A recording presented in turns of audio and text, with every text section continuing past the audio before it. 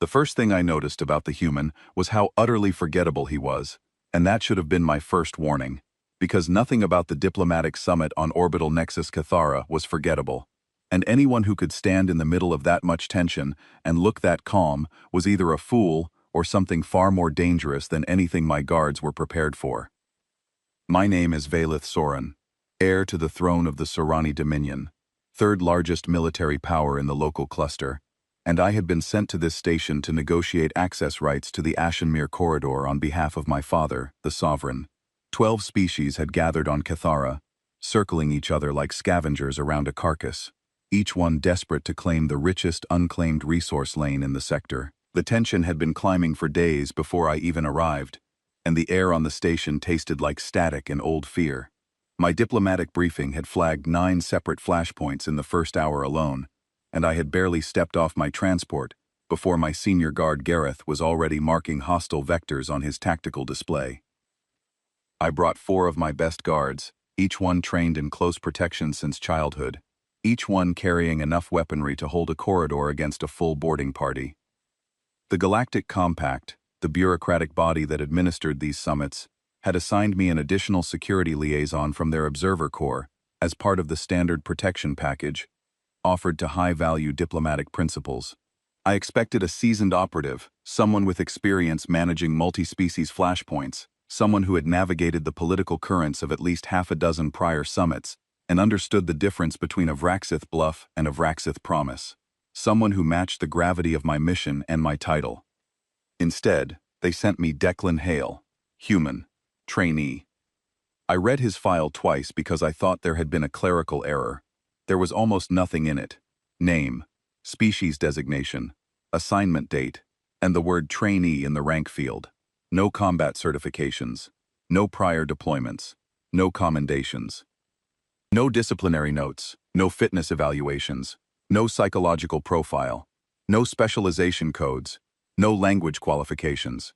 He was a blank page in a galaxy that wrote everything down and filed it in triplicate, and the blankness itself should have told me something important, but I was too focused on what was missing to consider why it might be missing. He arrived at my delegation quarters 40 minutes before the opening session, which itself was irritating because punctuality in the Compact Observer Corps was supposed to be precise, not early. Early suggested eagerness, and eagerness in a security liaison suggested inexperience.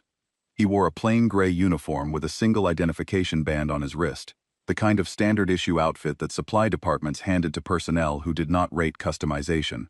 No visible weapons, no armor plating, no augmentation scars, no cybernetic enhancements, no tactical harness, no communication earpiece. He carried nothing on his person that suggested he had ever been in a situation where carrying something might matter.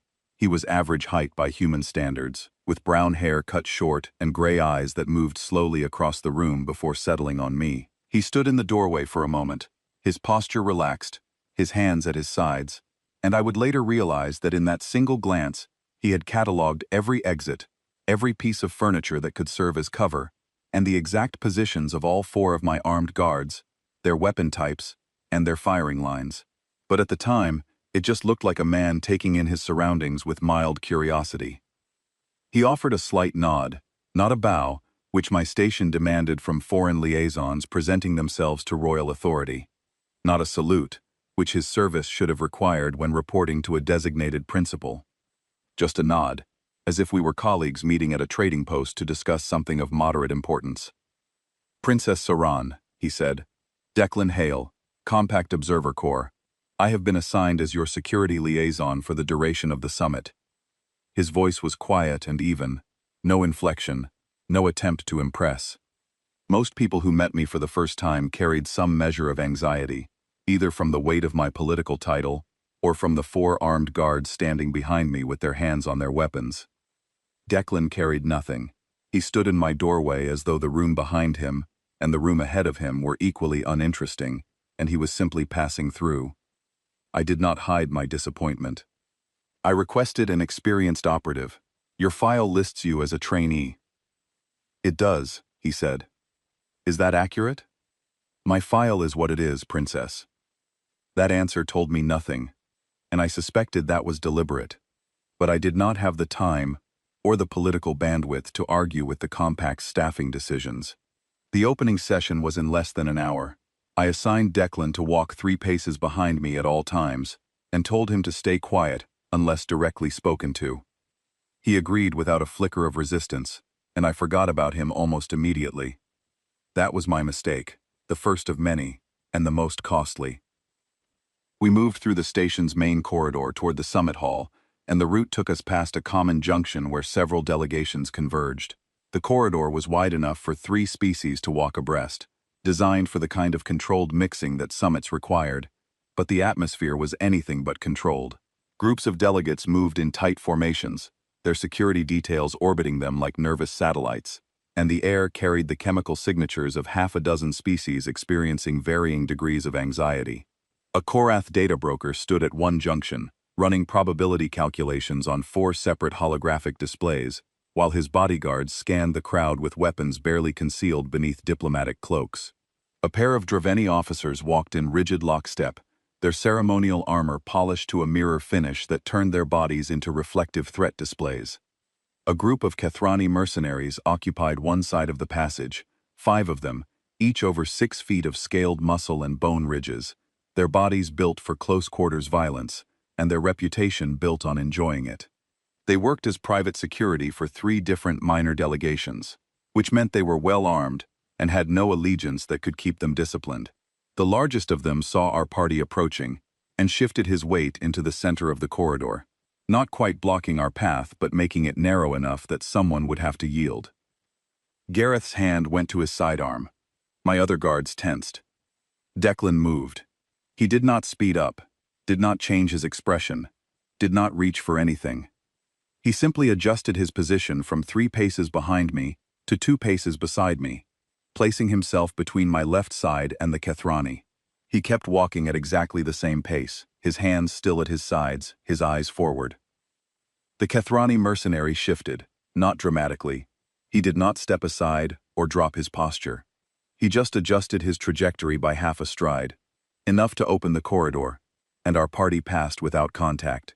The mercenary's ridged brow creased as we moved past, and his flat black eyes tracked Declan for several seconds with an expression I could not read at the time, but would later come to recognize. It was the look of something predatory, encountering something it could not immediately categorize, and in the absence of certainty, choosing caution. I dismissed it. A coincidence of timing, a mercenary choosing the smarter path, nothing more. The summit hall on Cathara was a vast circular chamber, with tiered seating, arranged around a central speaking platform. The ceiling was transparent, offering a view of the stars and the various diplomatic vessels holding station outside the orbital, their running lights blinking in the darkness like scattered embers. Each delegation had its own section, separated by transparent barriers that were meant to symbolize openness and trust, but actually functioned as military-grade blast shielding, rated for medium-yield explosives. I had attended enough of these gatherings to understand the architecture of false peace. I took my seat and scanned the room the way my father had taught me, starting with the weakest delegations and working toward the strongest. The Palathi collective was clustered in the far tier, their ambassador's translucent fins pressed flat against her skull in obvious anxiety. The Trainee hegemony had brought their war minister instead of their ambassador, which told me they expected the talks to fail.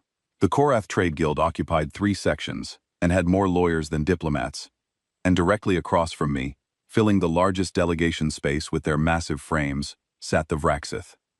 The Vraxith dominance was the reason everyone in that room was afraid, even if most of them would never admit it. They were apex predators in the most literal biological sense, the product of 400 million years of evolutionary refinement on one of the most hostile worlds in the known galaxy. Each Vraxith warrior stood over 7 feet tall, covered in overlapping dark chitin plating that could deflect standard projectile fire. They had 4 arms ending in retractable claws capable of shearing through hull metal, faces dominated by serrated mandibles that could crush bone, and 4 eyes, 2 large forward-facing ones for predatory depth perception, and 2 smaller peripheral ones that tracked movement independently and without conscious control. They were built to hunt, to catch, and to consume, and they had been doing all 3 across the galaxy for longer than most civilizations had maintained written records. Their delegation was led by Warlord Sekar, and even among the Vraxith, Sekar was something terrible. He stood nearly 8 feet tall, with chitons scarred from decades of combat, and one secondary eye replaced by a dark sensor implant. He had killed a trade representative from the Mellory Combine during the last summit over a disagreement about mineral rights, and the Compact's formal protest had accomplished nothing because the Vraxith did not recognize authority they could not defeat in single combat. Everyone gave the Vraxith space. Everyone avoided their eyes. The entire diplomatic balance of the Ashenmere negotiations rested on the simple understanding that the Vraxith could take whatever they wanted by force, and the rest of us were here to negotiate for whatever they decided to leave behind. I refused to accept that, which was why my father had sent me instead of a career diplomat. Career diplomats knew when to fold. I did not. The opening ceremonies began. Each delegation filed past the central platform to register their claims. It was slow and theatrical, and I used the time to study body language. The Palathi were submissive, the Korath were calculating, the Draveni were rigid with hostility. Then something happened that I almost missed. As our delegation crossed the platform, walking past the Vraxith section, I felt Declan shift his position behind me. He moved from 3 paces back to 2, placing himself slightly between me and the Vraxith seating. It was subtle, the kind of adjustment a professional bodyguard makes without thinking. But then I looked at the Vraxith. Sekar was watching us pass. His primary eyes were on me, cataloging me as a political entity. But his secondary eyes, the peripheral ones that tracked threats involuntarily, the ones wired directly into the deep predatory brain structures that governed survival responses, were locked on Declan, and they stayed locked on him for 3 full seconds as we passed. 3 seconds. Vraxith's secondary eyes do not linger. They track movement and danger the way a heart pumps blood, without conscious control. They do not spend 3 seconds on a trainee in a gray uniform carrying no weapons. Sekar's mandibles twitched. Once. A micro-expression I recognized from my behavioral studies. Reassessment. Something had registered on the Warlord's threat index and been filed away for later evaluation. I glanced back at Declan. He was walking calmly, hands behind his back, face utterly unremarkable, the most boring person in the room. I told myself it was coincidence. I told myself Sekar's attention had been on me. I told myself a Vraxith warlord had no reason to notice a human trainee. None of it sat right. But I had a summit to navigate, so I pushed the thought aside. Declan took his position behind me, silent and still, and the session began. And somewhere in the back of my mind, a question was forming. A simple question that would take me 4 more days to answer. What does an apex predator see when it looks at a human? I spent the first full day of negotiations building a coalition, and I spent most of it failing. The Ashenmere corridor held 3 confirmed rare mineral deposits, 2 navigable transit lanes that would cut cross-sector travel by 40%, and at least 1 ancient alien ruin that the Korath believed contained recoverable technology worth more than some planetary economies. The Vraxith had the military strength to simply take it all. My job was to convince enough smaller powers to band together so that the collective cost of Vraxith aggression would outweigh the prize. Every conversation was layered with subtext. Every handshake carried the weight of unspoken threats. I moved through the summit's back channels with discipline, smiling at the Korath, deferring to the Draveni war minister, reassuring the Palathi ambassador, never showing fear, never showing desperation. Declan followed me through all of it like a shadow. He walked behind me, stood against walls during private meetings, and did not speak unless spoken to. He did not fidget, did not check devices, did not shift his weight from foot to foot the way bored soldiers always did. He simply existed in my peripheral vision, so quiet that I sometimes forgot he was there, until I turned and found his gray eyes watching the room with that same calm, unhurried patience. I continued to treat him as furniture.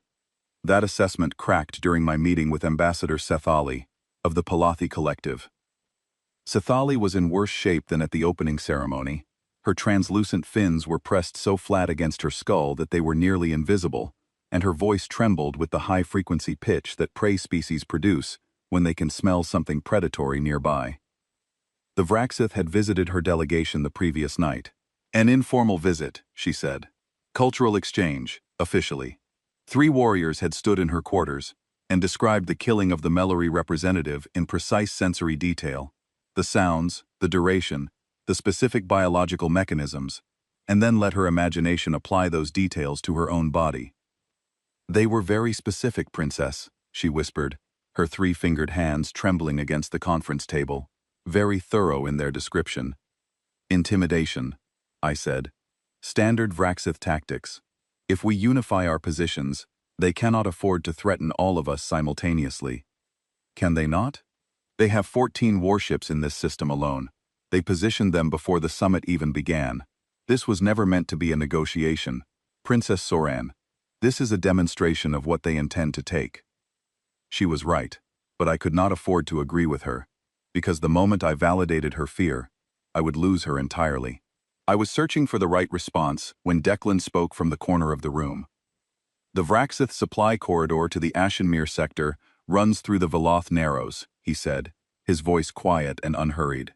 Their 14 warships require resupply every 31 standard days. Fuel, ammunition, biological sustenance. The supply convoys transit through the Narrows, which is a gravitational choke point 7 light minutes wide. It can be interdicted by a force 1/5 the size of their fleet. If a coalition held the Narrows, those warships become a liability within a month. An unsupplied fleet is not a threat. It is a countdown. The room went silent. Sethali stared at him. I stared at him. He sat in his chair against the wall, his posture unchanged, looking at neither of us, as though he had mentioned the weather, rather than dismantling the Vraxith strategic position with a single observation. That analysis required access to classified Vraxith fleet logistics data, knowledge of gravitational choke point dynamics, and the ability to calculate force ratios against supply chain vulnerabilities in real time.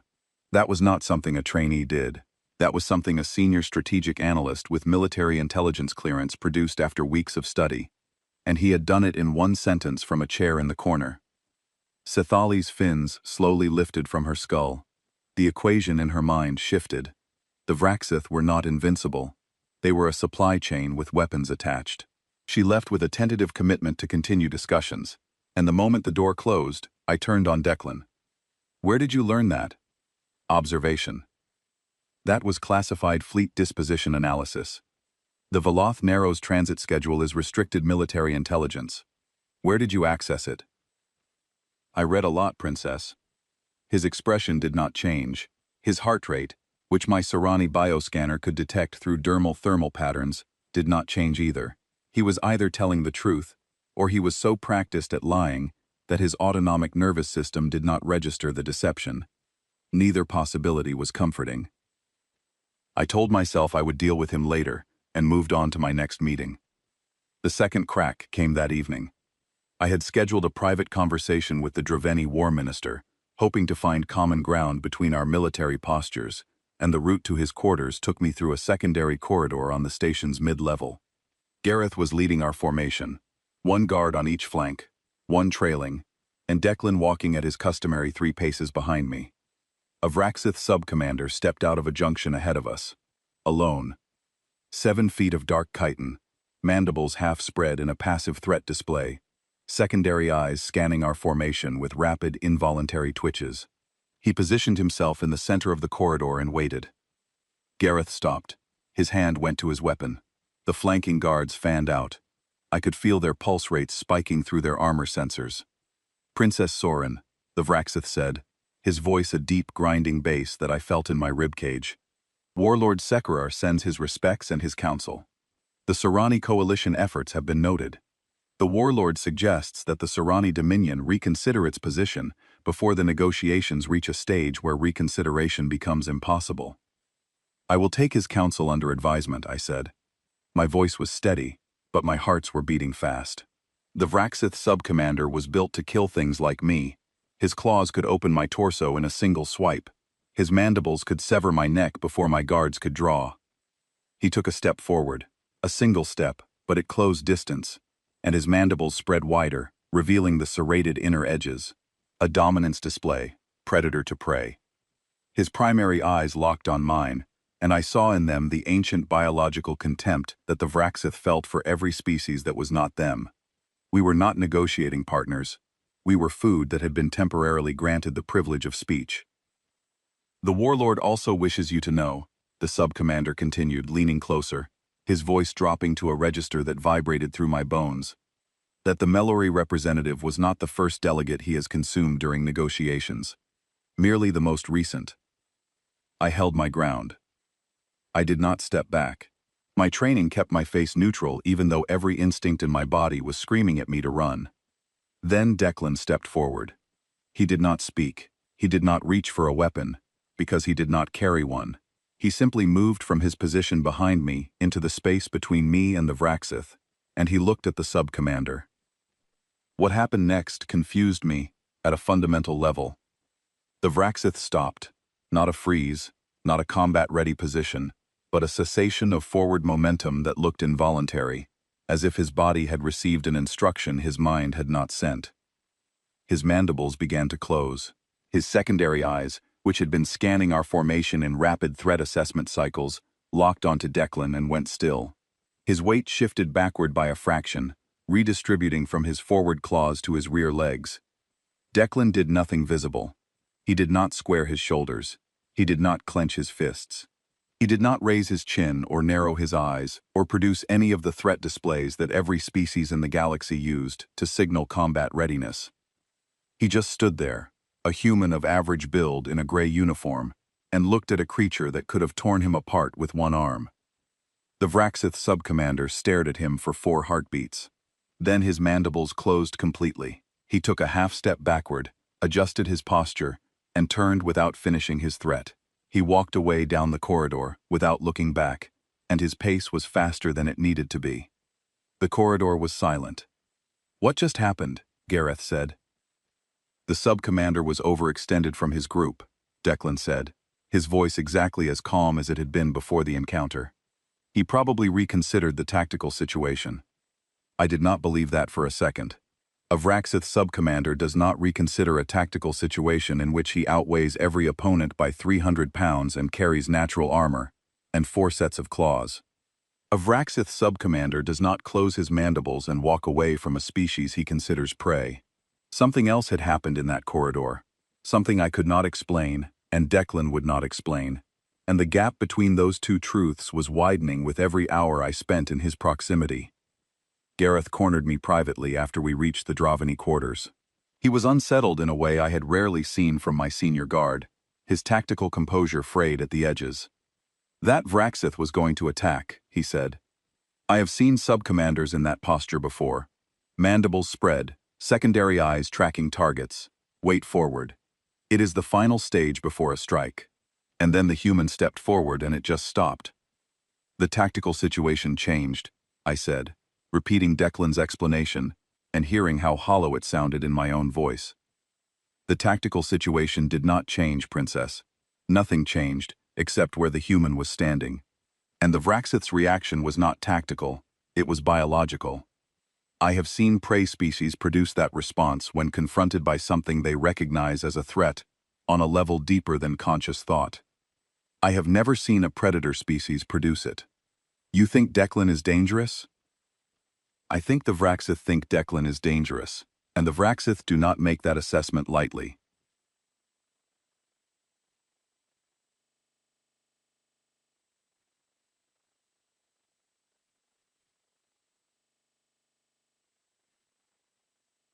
I dismissed his concerns, but I did not dismiss his observation. And after that, I began watching Declan more carefully. Small things accumulated through the rest of the day and into the evening. He always knew where every exit was in any room we entered, even rooms he had never visited before. During my meeting with the Korath trade negotiator, I watched Declan's eyes from across the table and realized he was tracking the 4 cybernetic arms independently, monitoring each one for the micro-movements that would precede a weapon draw or an aggressive gesture. He tracked movement in crowds without appearing to look, his eyes forward and relaxed, while his peripheral attention captured patterns that my trained guards sometimes missed. When we passed through busy sections of the station, People moved out of his path without seeming to decide to do so, as if the crowd's current simply parted around something it could not name, but instinctively chose not to touch. He ate dinner in my delegation quarters that evening, sitting in the corner with a standard ration pack, and I noticed that he positioned himself with his back against two walls, facing the door, with a clear line of sight to both the main entrance and the service access panel. He did this without appearing to choose his position. He simply sat down, and the seat he chose happened to be the most tactically defensible location in the room. My guards, who had been trained in close protection their entire lives, chose their seats for comfort. Declan chose his for survival. Most disturbing was his heart rate. My Serani bioscanner could read dermal thermal signatures at close range, and I had been passively monitoring everyone in my delegation since the summit began. Gareth's resting pulse ran at 46 beats per minute, standard for a Serani male in peak condition. My other guards ranged between 44 and 50. Declan's resting heart rate was 52 beats per minute, which was within the human range, but what alarmed me was that it never changed. Not during the Kethrani encounter, not during the Vraxith confrontation, not during any of the dozen tense moments we had navigated throughout the day. His pulse sat at 52 beats per minute, as though his circulatory system had not received any notification that danger existed. That night, alone in my quarters, I accessed the compact personnel database and pulled Declan's file again. It was exactly as thin as before. Name, species, Observer Corps trainee, assignment date. Nothing else. No training records. No prior postings, no evaluations, no medical history, no next of kin information. A real trainee would have a file thick with academy scores, fitness tests, instructor assessments, and psychological evaluations. A real trainee's life would be documented in exhaustive detail from the day they entered service. Declan's file was not thin because he was unimportant. It was thin because it had been emptied. Someone with authority well above the Observer Corps had stripped his record to the bones and left only what was necessary for assignment processing. I stared at the screen for a long time, and for the first time since the summit began, the fear I felt had nothing to do with the Vraxith. I fell asleep that night with a question I could not answer. Not who Declan Hale was, because that question assumed there was an answer I could find in a database. The real question was what he was, and why the most dangerous predators in the galaxy kept stepping out of his way. Day 3 brought the first fracture, and by the end of Day 4, the fracture had become a collapse that would change the course of my life and reshape my understanding of every species in the galaxy. The morning session opened, with the Vraxith dominance making a formal declaration. Warlord Sekhar stood at the central platform, nearly 8 feet of scarred chitin and ancient violence, and announced that the Vraxith were withdrawing from negotiations. They would claim the Ashenmere corridor by right of territorial expansion, and any species that attempted to contest that claim would be treated as a hostile combatant. It was not unexpected. Everyone in the room had known it was coming. But hearing the words spoken aloud, in Sekhar's grinding bass, with his 4 eyes sweeping the chamber like searchlights, turned the fear that had been simmering beneath the summit into something immediate and suffocating. 3 delegations announced their withdrawal within the hour. The Palathi ambassador, whose fins had been slowly rising since my meeting with her, pressed them flat again and sent me a private communication that read simply, "I am sorry, Princess." By midday, only the Serani Dominion, the Draveni Hegemony, and the Korath Trade Guild maintained their claims. The Draveni War Minister was angry but practical. He told me privately that his fleet could not engage the Vraxith without allies, and the allies had all left. The Korath lead negotiator, buried in his data streams, calculated the cost-benefit ratio of continued resistance and declared it unfavorable. I refused to withdraw. My father's orders were clear: secure Serani access to the Ashenmere corridor.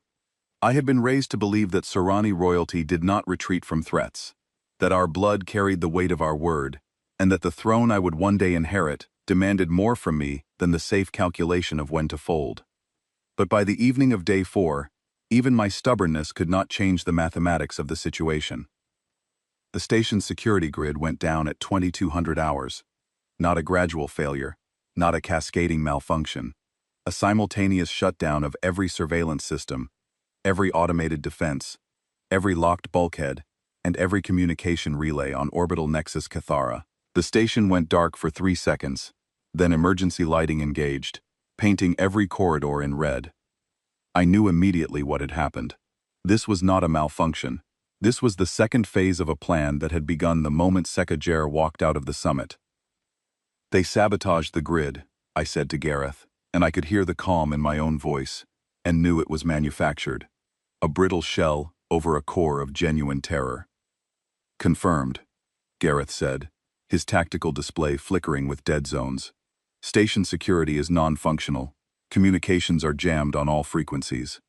The docking ring is reporting lockdown, but I have no way to verify. We are isolated. My 4 guards formed up around me. They were good soldiers, trained and brave, and I could see the fear in their movements.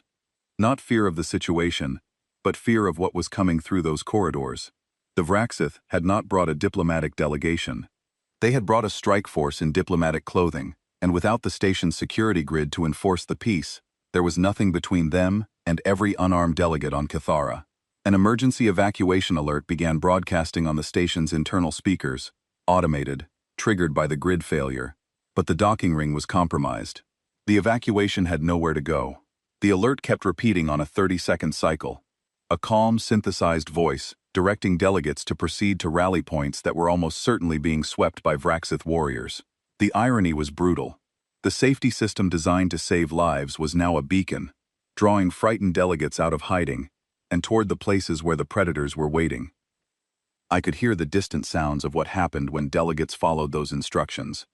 Through the bulkheads, muffled by metal and distance but still recognizable, the sounds of species encountering violence they were not equipped to survive. A Palathi distress call, high and keening. A crash of something heavy, meeting something fragile. Then, silence, which was worse than any sound. "We need to move," Gareth said. "Standard evacuation protocol, rally at the nearest secure point, and hold for extraction." "Agreed," I said, and I was halfway through the word when Declan spoke. "Not the nearest secure point." His voice was the same quiet tone it had always been, but something in it had changed. Not louder, not sharper. Something beneath the words, like a frequency I could feel in my chest rather than hear with my ears. "The emergency rally points are the first places they will sweep. Vraxith hunting doctrine clears predictable ground first. You go where they expect, you die." I looked at him.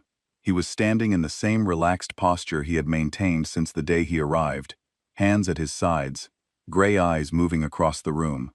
But those eyes were different now. They were not polite anymore. They were not mild. They were calculating distances and angles and threat vectors with a speed and precision that made my trained guards look clumsy. "How do you know Vraxith hunting doctrine?" Gareth demanded. Declan did not answer the question.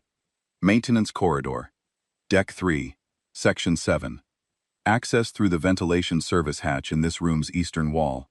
It connects to a secondary utility trunk that runs parallel to the main corridors without sharing access points.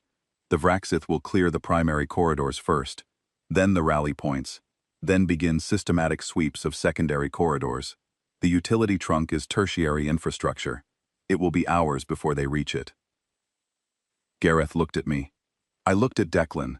In the red emergency lighting, his face was all planes and shadows, and for the first time, I saw him not as a forgettable human in a gray uniform, but as something else entirely. Something that had been watching and waiting and mapping this station since the moment he set foot on it, preparing for exactly this scenario while I dismissed him as irrelevant. "How do you know the maintenance layout of this station?" I asked. "I walked it on day 1, he said. "While you were reviewing briefing documents, I mapped the station's interior structure, including service corridors, maintenance trunks, ventilation access points, and emergency infrastructure. The first morning, when I thought he had been wandering aimlessly, when I had been annoyed at his absence and assumed he was lost or lazy, he had been memorizing every corridor, every junction, every hatch, and every blind spot on the entire station. On the first day, before anything had happened, before there was any reason to prepare for a crisis, unless he had known the crisis was coming. "Move," he said, and the word carried an authority that had nothing to do with rank, nothing to do with the trainee designation on his empty file. It was the authority of someone who had been in situations like this before, who knew what came next, and who intended to make sure we survived it. My guards moved. They did not look to me for confirmation first. They responded to the command in his voice, like soldiers responding to a superior officer they recognized at a level deeper than rank insignia. Gareth popped the ventilation service hatch, checked the space beyond, and waved us through. We moved through the maintenance trunk in single file, the red emergency lighting replaced by the dim blue of service illumination. The corridor was narrow, barely wide enough for two of my guards walking abreast, and the air tasted of recycled coolant and old metal. Declan moved at the front, navigating without hesitation, taking turns and junctions with the confidence of someone following a map he had committed to memory days ago. Behind us, through the walls and decking, I could hear sounds that made my blood run cold. Heavy footsteps, the click of Vraxith claws on metal flooring, distant screams, cut short, from species I recognized by the frequency of their distress calls, the Pelothi. The sound was distinctive and terrible, a high keening wail that stopped abruptly, and in the silence that followed, I heard the grinding of Vraxith mandibles. "Faster," Declan said, without turning around. We encountered the hunting party 12 minutes into our transit. 3 Vraxith warriors appeared at a junction ahead of us, their massive bodies filling the corridor, their chitin gleaming under the blue service lights. They were clearing the maintenance level faster than Declan had predicted. One of them held a Palathi diplomat's identification badge in its upper right claw, the metal smeared with something translucent and wet. Gareth opened fire. The corridor erupted with the high-pitched whine of Serani pulse weapons, bolts of concentrated energy slamming into the lead Vraxith's chitin plating. The impacts scorched the surface but did not penetrate. The warriors surged forward, 4 arms spread wide, claws extended, mandibles open, and the corridor compressed the violence into something intimate and inescapable. Gareth went down first. A Vraxith claw caught him across the chest plate, shearing through his armor, and sending him into the wall with enough force to dent the bulkhead. My second guard, Neller, fired point-blank into the lead warrior's face, cracking one of its primary eyes. The Vraxith screamed, a sound like tearing metal, and drove 2 claws through Neller's torso. I drew my sidearm and fired. The bolt hit the second Vraxith in the joint between its shoulder and upper arm, and the creature snarled but kept coming. My remaining 2 guards engaged the third warrior, and the corridor became a chaos of flashing weapons, chitin on metal impacts, and the wet sounds of biological damage. Then Declan moved. I would struggle for the rest of my life to describe what I saw, because it happened at a speed and with a precision that my visual processing struggled to track. He did not run forward, he flowed, his body covering the distance between our position and the first Vraxith, with a motion that was closer to water finding its path downhill than to any combat movement I had ever studied. He reached the lead warrior, the one with the cracked eye, and his hands found the gaps in its chitin with surgical accuracy. Not the armored plates, the joints, the spaces between, the places where chitin met softer tissue and the biological architecture was exposed. 3 strikes. Each one targeted a different joint gap. Each one delivered force at an angle that exploited the structural weakness of the chitin plate alignment. The Vraxith staggered, its motor control disrupted, its right legs buckling as nerve clusters beneath the joint armor suffered precision trauma. Declan did not pause. He used the corridor wall, pushing off it to redirect his momentum into the second warrior. This one was larger, with chitins scarred by old combat damage, and it saw him coming. It roared, a sound that shook the air in the narrow space, and swung all 4 arms in a sweeping attack pattern designed to catch anything in its kill radius. The strikes were so fast they blurred, claws cutting through the air with enough force to shear metal, and if any one of them had connected cleanly, Declan would have been torn in half. He went under the arc. Not a dodge, not a duck. A calculated slide beneath those killing arms that used the creature's own mass and reach against it. He came up inside its guard, too close for the long arms to be effective, occupying the dead space that the Vraxith's combat anatomy could not reach, and struck the ventral plate beneath its mandibles, where the chitin was thinnest. The blow was precise and devastatingly targeted, landing on the nerve cluster that controlled the mandibular musculature, and sending cascading disruption through the creature's motor control systems. The Vraxith made a sound I had never heard from that species, a choking, gasping rattle that spoke to damage in areas their bodies were not built to protect. The third Vraxith had pinned one of my guards against the wall.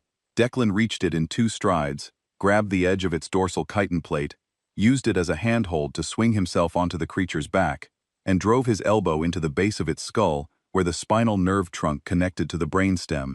The Vraxith dropped, not gradually, not with a stagger.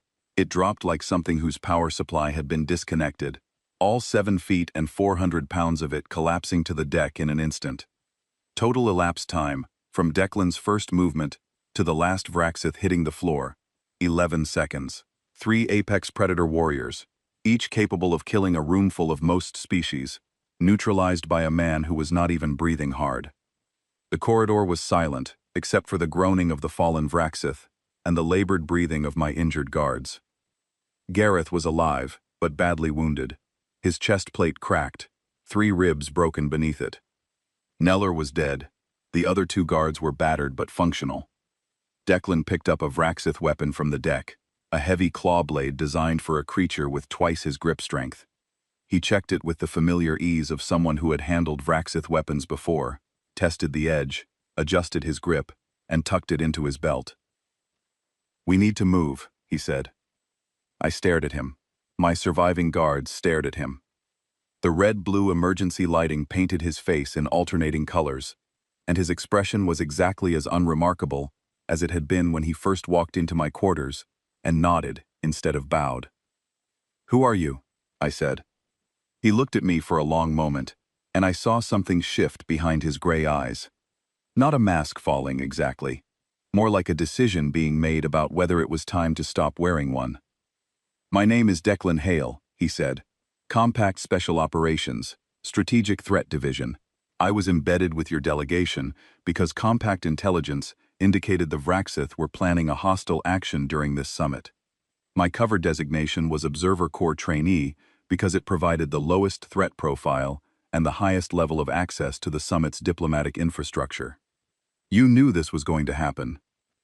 We assessed a high probability. And you did not tell me. Disclosure would have changed your behavior. Changed behavior would have alerted the Vraxith that we had advance intelligence. The entire point of my assignment was to remain invisible until the moment I was needed. I wanted to be furious. Part of me was furious. I had been deceived, managed, handled like an asset rather than an ally. But the larger part of me, the part that could still hear Neller's last breath rattling in the corridor behind us, understood that if Declan had told me the truth on day 1, I would have demanded a different approach.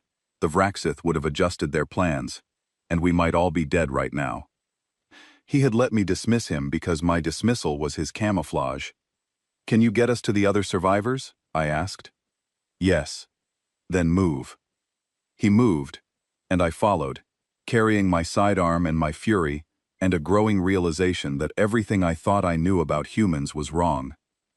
We found the barricaded section 40 minutes later, a reinforced conference suite on Deck 5, where surviving delegations had gathered behind blast doors that someone had managed to seal manually.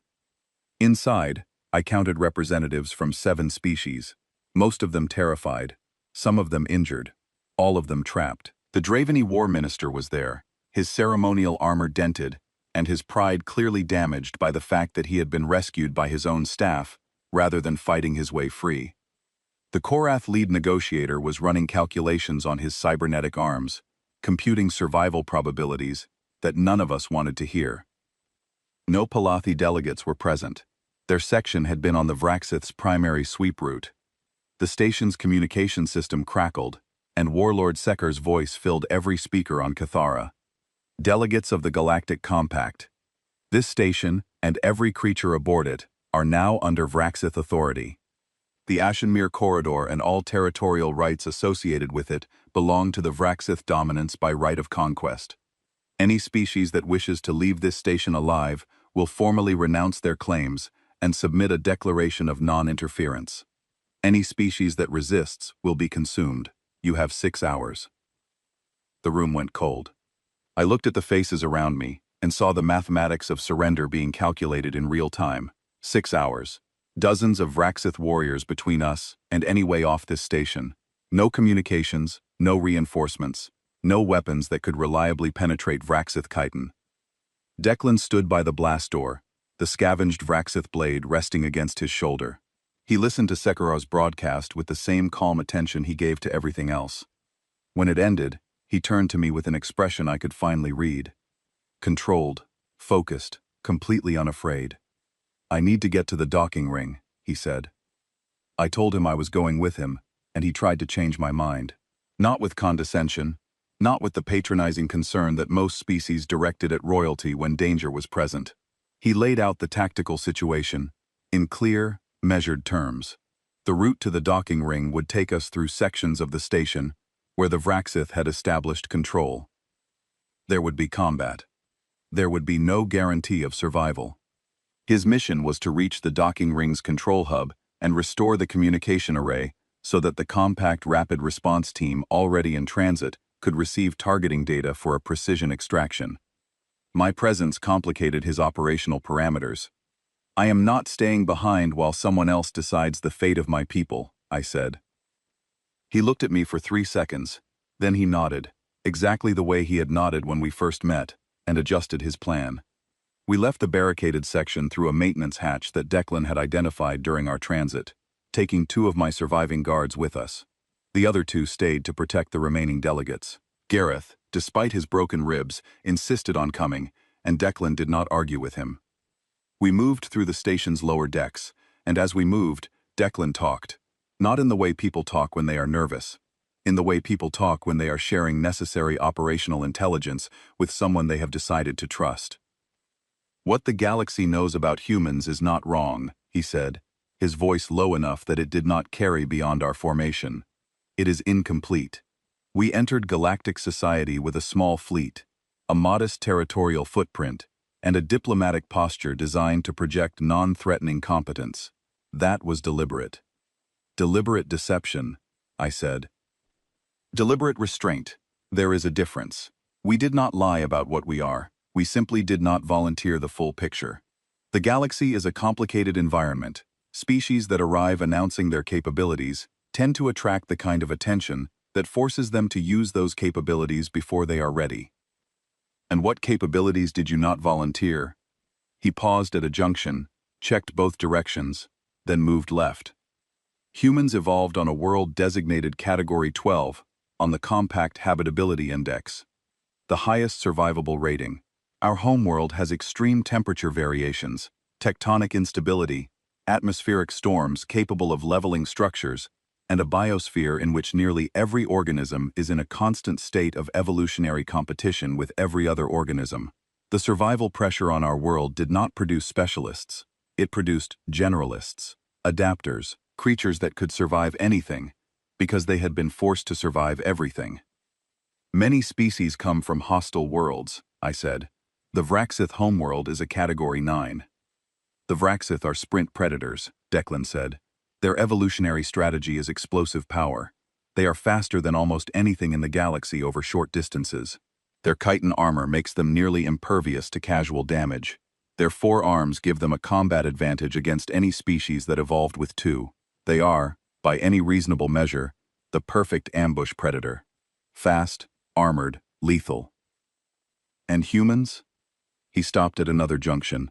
Ahead, I could hear the distant sound of Vraxith claws on metal, a patrol moving through the corridors above us. He waited until the sound faded, then continued moving. "Humans are persistence predators," he said. "We do not outrun our prey. We do not overpower it. We follow it. Over any terrain, through any conditions, for any distance, until it cannot run anymore.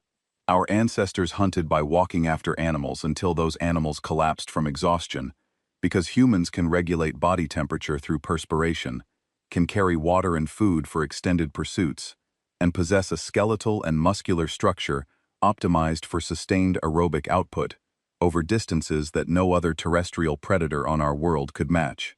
We did not evolve to be the fastest or the strongest. We evolved to be the last thing standing at the end of a chase that could last days." "You hunted by walking," I said, and I could hear the skepticism in my own voice. "We hunted by not stopping," he said. "Every apex predator in the galaxy, including the Vraxith, is built for short, explosive engagements. Sprint, kill, rest. That is the universal predator template across 1,000 worlds. Humans are the only known sapient species that evolved to simply keep going. We do not win the first exchange. We win the last one. Because we are still there when every other predator has exhausted itself and stopped." Something about the way he said it, the quiet certainty, the absence of boasting, made the hair on the back of my neck rise.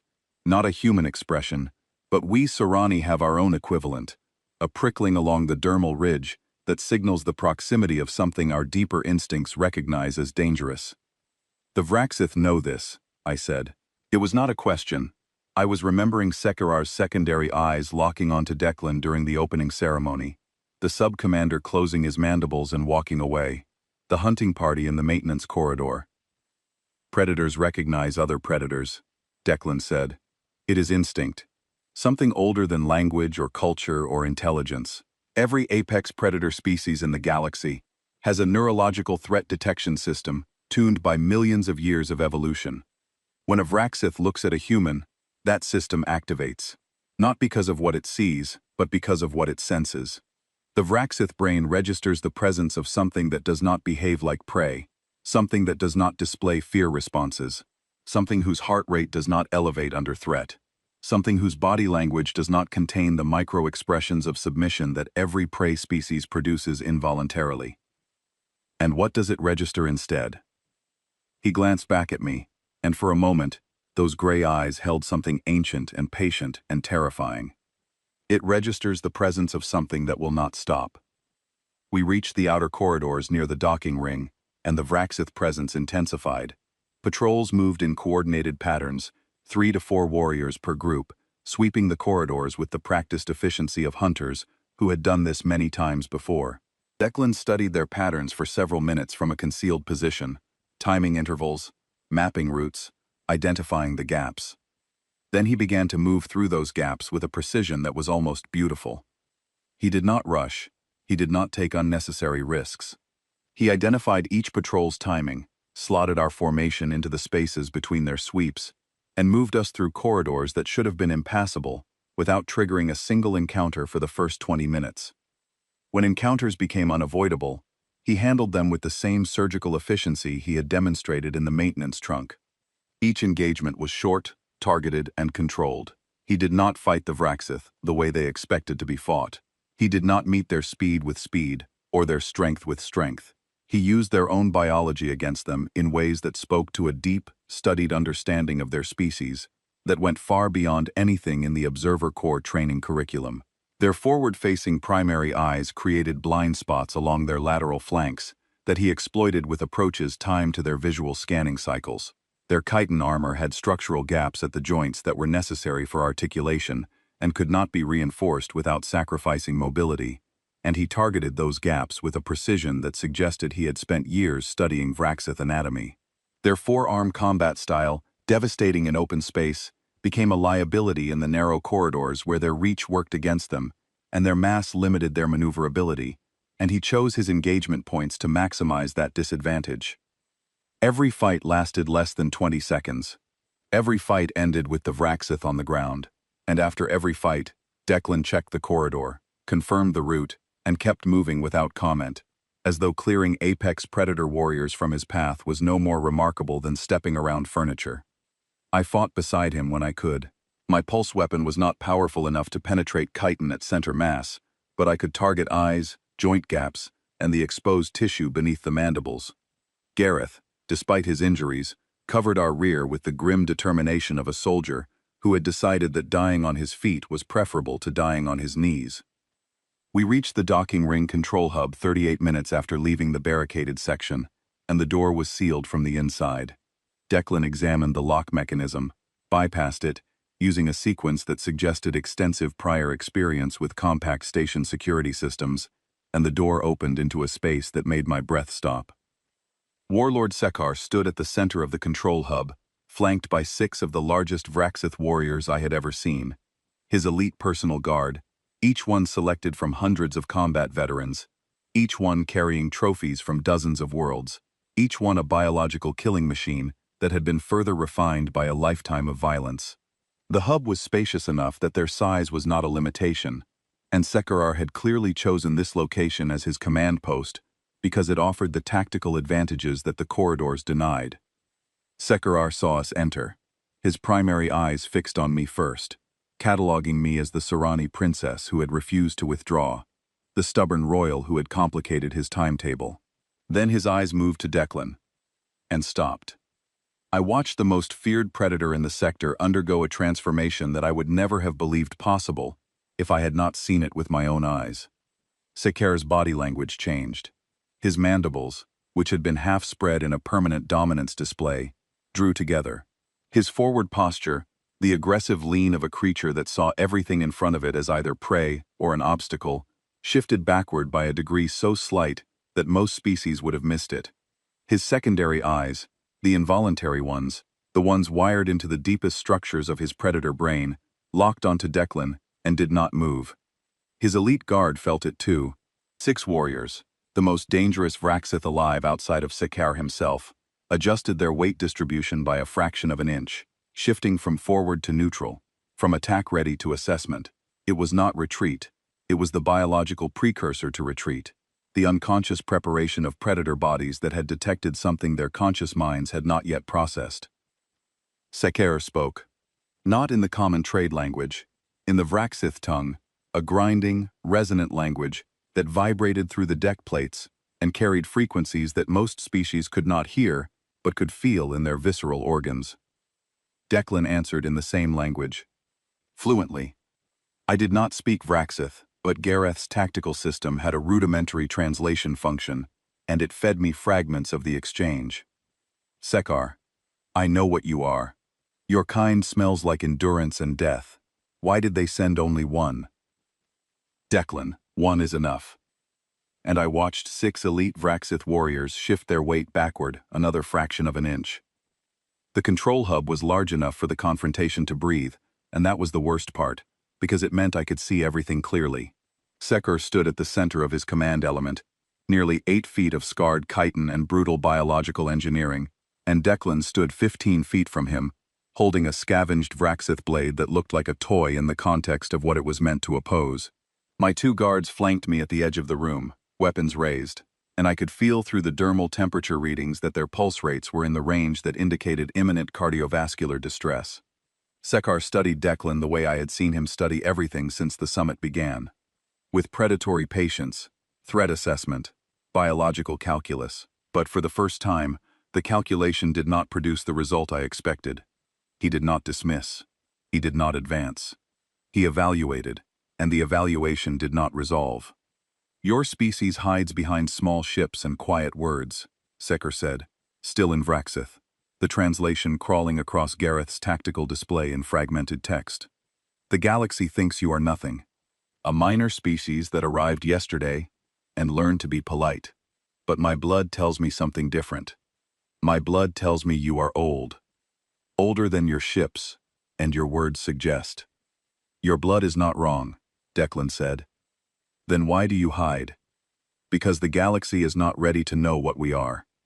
And because we prefer to choose our moments, rather than have them chosen for us. Sekar's mandibles parted slightly, not a threat display, but something closer to the Vraxith equivalent of dark amusement. You chose this moment, 1 human, against a warlord and 6 of my finest. Either you are insane, or you have already won, and I have not yet realized it. I triggered a secondary communication beacon during our transit through the maintenance corridors, Declan said, his voice carrying the same conversational calm he used for everything.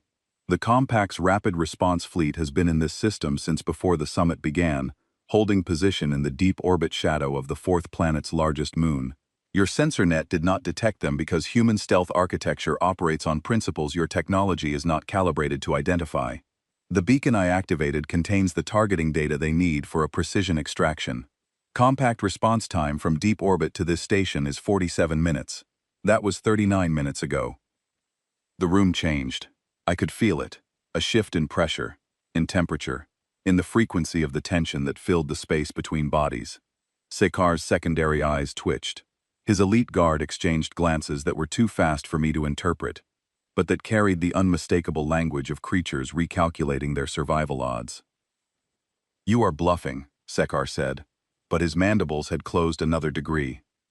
Vraxith biology includes a secondary olfactory organ in the mandibular cavity that processes chemical signatures associated with deception, Declan said.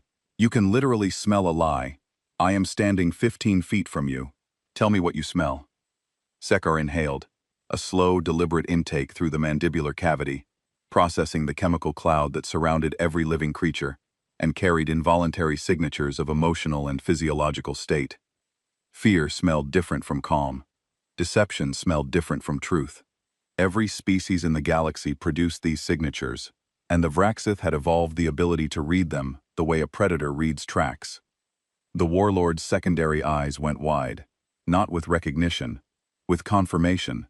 Declan was telling the truth, and Sekar's own biology was confirming it. 8 minutes, Declan said. "In 8 minutes, a compact rapid response team will dock with this station. They will secure the delegates, restore station systems, and document everything that has happened here.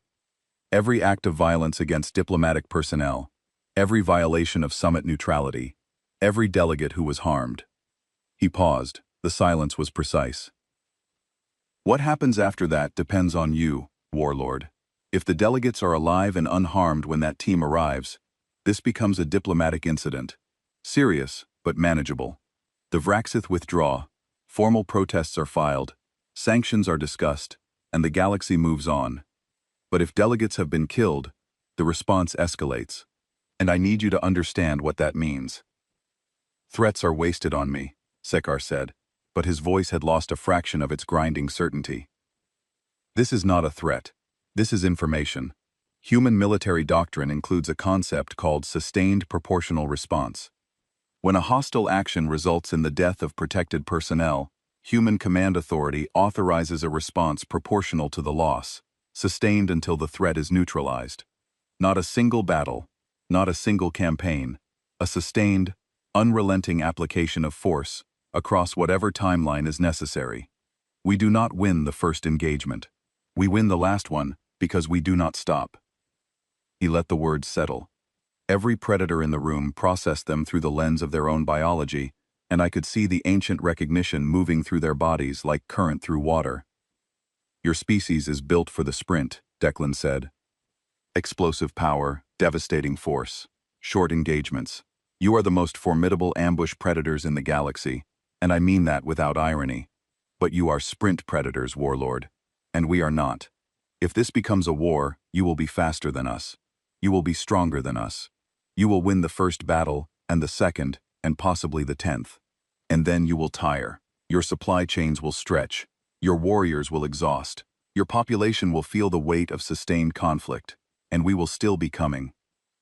A year from now, 5 years, 20, we will still be coming, because that is what we are. That is what persistence means. Not speed, not strength, endurance. The absolute, biological refusal to stop." Sekar stared at him. The warlord's massive frame was still, and in that stillness, I could see the war between pride and instinct playing out behind his armored face. Pride said he was Sekar, warlord of the Vraxith dominance, undefeated in single combat, unchallengeable in his authority. Instinct, older and deeper, and wired into neural structures that predated consciousness itself, said something else entirely. "Prove it," Sekar said. "Not with words, with blood." A dominance challenge. The Vraxith way. The only currency they truly respected. Declan set down the scavenged blade. He rolled his shoulders once, a small human gesture that I had seen him make exactly never in the 4 days I had known him. Then he walked forward, unarmed, toward a creature that could crush his skull with one hand. Sekar struck first. He was blindingly fast. Faster than any creature that size had a right to be. His upper right arm swept in a lateral claw strike that covered the distance between them in a fraction of a second. Declan moved, not backward, sideways, slipping the arc of the claw by inches that felt like miles. Sekar followed with his lower arms. A rising double strike aimed at the torso. Declan twisted, absorbed a glancing blow on his left forearm that I heard crack from across the room, and continued moving. The warlord pressed the advantage with the ferocity of a creature that had never been challenged, and refused to accept that this moment would be the first. 4 arms, each one capable of independent targeting, each one carrying enough force to breach hull plating. He combined strikes in patterns that no two-armed species could replicate, upper arms sweeping laterally, while lower arms drove upward in synchronized attacks that covered every evasion angle. He was a whirlwind of chitin and claws and predatory fury, and the control hub rang with the sound of his strikes hitting the deck, the walls, the equipment consoles, each miss tearing metal and scattering sparks across the floor. He was faster than Declan, stronger than Declan, more heavily armored than anything Declan could have faced in any training scenario, because there was nothing in any training facility in the galaxy that replicated a Vraxith warlord in full combat. Sekar was not just a warrior, he was the culmination of his species, the apex of the apex, and he fought with the absolute certainty of a creature that had killed everything it had ever fought. And Declan kept moving, not retreating, not dodging, moving. There was a difference, and I saw it in the pattern of his footwork, in the way he maintained distance without yielding ground, in the way he circled rather than backed up. He was not trying to escape Sekar's range. He was staying inside it, staying close enough that the warlord had to keep attacking, keep spending energy, keep driving those massive arms through arcs that consumed more fuel with every swing. Sekar landed hits. A claw caught Declan across the ribs, and I heard the sound of bones breaking. A backhand from a lower arm slammed him into a console hard enough to dent the casing. An overhead strike opened a gash across his shoulder that soaked his gray uniform dark. Any one of those impacts would have killed a Pelathi, crippled a Draveni, put a Korath down for good. Declan absorbed them, staggered, bled, and came back forward. Always forward. The fight lasted 4 minutes, and in those 4 minutes, I understood what Declan had told me about persistence predators in a way that words could never have conveyed. Sekar was magnificent. He was everything the Vraxith had spent 400 million years becoming. Fast, devastating, terrifying, a perfect killing machine, operating at the peak of its biological potential. And he was slowing down. Not dramatically, not obviously. A fraction of a second longer between strike combinations. A marginally wider stance as his legs compensated for the lactic acid building in muscles designed for 30-second engagements. A slight, almost imperceptible reduction in the speed of his secondary arm strikes, as his energy reserves began to deplete. Sprint predator biology burning fuel at a rate that could not be sustained. Declan was not slowing down. His heart rate, which I could still read through my bioscanner, had risen from 52 to 68 beats per minute. Elevated, but nowhere near distress. His movements were exactly as measured as they had been in the first second of the fight. He was bleeding, broken, battered by impacts that would have killed a less durable creature, and he was still coming forward with the same patient, relentless pressure that his ancestors had used to walk animals to death across the savannas of a world that the galaxy classified as barely survivable. I saw the moment Sekar understood. It was not a dramatic realization. It was a biological one. His body recognized what his pride refused to accept before his conscious mind could form the thought. His secondary eyes, the involuntary ones, the ones wired into the deepest predator circuits of his brain, dilated fully. His mandibles closed. His forward lean shifted to neutral. His weight moved from his front legs to his rear legs. He was not retreating. He was doing something older than retreat. Something that existed at the foundation of every predator species in the galaxy, buried beneath culture and pride, and 400 million years of dominance. His biology was telling him, in a language that predated thought itself, that the creature in front of him was not something he could outlast, was not something that would stop, was not something that would break, or tire, or yield. His every instinct, honed by an evolutionary history that had made the Vraxith the most feared species in the galaxy, was screaming a single, ancient, overwhelming message. This is not prey, and you cannot win. Sekar stepped back. 1 step, then 2. His elite guard, 6 warriors who had watched their warlord fight for the first time in years, shifted backward with him. Not ordered, not coordinated. Involuntary. Their predator neurology was reaching the same conclusion through the same ancient channels, and their bodies were responding before their minds could override the signal. 6 apex predator warriors, each one capable of devastating violence, yielded ground to a single injured human who had not raised his voice once. Declan stood in the center of the control hub, breathing steadily, bleeding from a dozen wounds, one arm hanging at an angle that indicated multiple fractures, and he did not advance. He did not press. He did not display triumph or rage or dominance. He stood still and waited, because the persistence was the point. He had demonstrated what he was, and now he was giving Sekar the space to decide what to do about it. "The fleet arrives in 3 minutes, Declan said. His voice was calm. "I am offering you a framework, Warlord. The Vraxith dominance withdraws from this station to reassess strategic positioning in the Ashenmere sector. No surrender. No capitulation. A tactical withdrawal to evaluate new intelligence. Your warriors leave the station under their own power. Your ships depart under their own authority. And the formal record reflects a strategic decision rather than a defeat." It was generous. It was also brilliant. Declan was not trying to humiliate the Vraxith.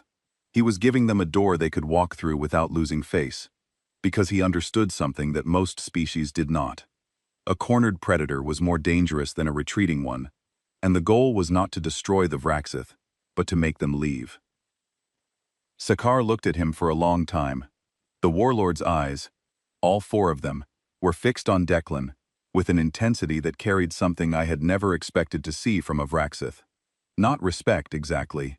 Recognition. One apex predator acknowledging another across a divide that was wider than species and older than civilization. "Your kind will not remain hidden forever," Sekar said. "No," Declan agreed. "We will not. And when the galaxy learns what you are, we intend to have enough allies by then that the revelation is a comfort rather than a threat." Another long silence. Then Sekar turned to his elite guard and spoke a single word in Vraxith that Gareth's translator rendered as "withdraw." The warriors moved toward the docking ring, and I realized I had been holding my breath for the better part of a minute. The compact rapid response team docked 7 minutes later, and when they boarded the station, when the hatches opened and the first wave of tactical operators poured through the docking ring in coordinated precision, I saw what Declan had not told me. They were all human, every single one of them. Not a joint species force, not a multi-species rapid response unit. Humans, dozens of them, moving with the same quiet, efficient, relentless energy that Declan had displayed since the moment he dropped his trainee mask. They cleared the station section by section, secured the surviving delegates, restored the communication grid, and established a perimeter that the Vraxith fleet, now pulling away from Cathara at full burn, would not challenge. The Compact had not sent a neutral peacekeeping force. They had sent the species that every predator in the galaxy instinctively recognized as something that should not be challenged, and they had kept that capability hidden behind a diplomatic facade of modest ships and quiet words, because humanity understood something that I was only beginning to grasp. Power that was visible attracted threats. Power that was hidden deterred them. I watched the human operators work and saw in their movements the same qualities I had seen in Declan. Quiet efficiency, no wasted energy, no displays of dominance or aggression. They moved through the station the way water moves through channels, finding the path of least resistance and filling every gap with a competence so thorough it was nearly invisible. They treated the surviving delegates with a gentleness that surprised me, guiding frightened Palathi survivors to medical stations, helping the Draveni war minister save face by framing his rescue as a strategic coordination. They managed the emotional aftermath as skillfully as they had managed the tactical intervention, and I realized that this was not just a military operation. It was a demonstration of the same principle Declan had embodied from the beginning, competence so deep it did not need to announce itself. I found Declan in the station's medical bay an hour later, sitting on an examination table while a human medic treated his injuries. 3 broken ribs, a fractured forearm, lacerations across his shoulder and torso, and contusions that would have put most species in emergency care for days. He was already moving to leave. "You should stay," the medic said. "I am fine," Declan said, and his heart rate was back at 52. I sat on the table beside him, My guards stood at the doorway, and for the first time since the summit began, I did not need them. "I owe you an apology," I said. "You do not. I dismissed you because you were human. I assumed your species was what the galaxy told me it was, a minor civilization still learning its place, because that was easier than questioning the narrative. I treated you as irrelevant, and my arrogance nearly got people killed." He looked at me, and the gray eyes were quiet again. The trainee mask was settling back into place, the unremarkable surface smoothing over whatever lived beneath it. But I had seen beneath it now, and I would never unsee it. "We prefer it this way," he said. "Being underestimated is a survival strategy in its own right. The galaxy's predators know what we are, because biology does not lie. Their instincts tell them, even when their culture says otherwise. Everyone else will figure it out eventually, but by then, we plan to have enough friends that the truth is welcome, rather than frightening." "Is that why you were really assigned to me?" I asked. "Not just protection, but to build a bridge to the Serani Dominion?" He smiled. It was the first genuine smile I had seen from him, small and brief, and it transformed his face from forgettable to something else entirely. "Both," he said. "The protection was real, the assignment was real, but the compact does not waste operational assets on simple bodyguard duties. You are the heir to the third largest military power in the sector, Princess. Your father sent you to this summit because he trusts your judgment. I was sent to show you something worth judging. You showed me more than you intended. I showed you exactly what I intended. The rest, the fighting, the bleeding, that was just the galaxy not cooperating with the timeline." I almost laughed. In the middle of a medical bay, on a station that still smelled like smoke and fear and Vraxith aggression, I almost laughed at a human making a dry observation about nearly dying. "When this is over," I said, "I will recommend to my father that the Serani Dominion open formal alliance discussions with the human government." "I know," Declan said. "That was the other reason I was assigned to you." "You are infuriating. I have been told." The summit reconvened 3 days later, after the station had been repaired and the remaining delegations had processed what had happened. The Vraxith dominants did not return. Their fleet had withdrawn to their border territories, and the formal record listed it as a strategic repositioning, exactly the face-saving framework Declan had offered. The Ashenmere corridor was divided among the remaining claimants through negotiations that, without the shadow of Vraxith threats hanging over every session, were remarkably productive. I secured full Serani access to 2 of the 3 mineral deposits and shared transit rights to both navigable lanes. My father sent me a private communication that contained only 2 words: "Well done." I took my seat as the Serani representative on the final day. The chamber felt different now. The transparent barriers between delegation sections still functioned as blast shielding, but the tension that had pressed against them like something physical was gone. Delegates spoke in normal tones. The Korath lead negotiator processed his data streams with all 4 cybernetic arms, but his posture was relaxed, his calculations running on economic optimization rather than survival probability. The Draveni war minister sat with his ceremonial armor polished, but his expression carrying something I had not seen from him before, a grudging acknowledgement that sometimes the strongest force in a room was not the one wearing the most armor. Declan took his position behind me, quiet, unassuming, hands behind his back. A trainee. His gray uniform had been replaced with a fresh one, identical to the first, and his injuries were hidden beneath it. He looked exactly as forgettable as he had on the first day. Several delegates glanced at him and saw nothing.